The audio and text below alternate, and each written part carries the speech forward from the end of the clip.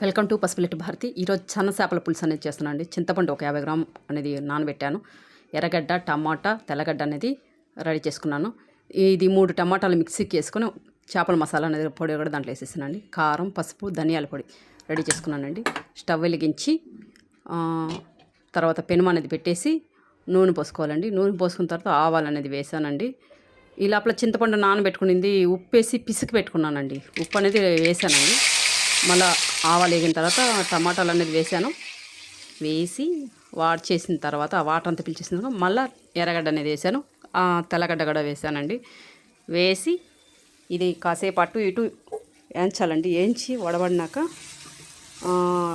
మిక్సీకి వేసుకున్న మసాలా అనేది అది కూడా వేసేసానండి. అదే 3 టమాటాలు, చేపల మసాలా ప్యాకెట్ అనే ఒకటి దొరుకుతుంది మనకి. అది కూడా మిక్సీకి అది లోపల టమాటాలోనే వేసేసి పెట్టండి. చింతపండులోనే ఉప్పేసి పిసికి పెట్టుకున్నానండి, వడగట్టుకున్నాను.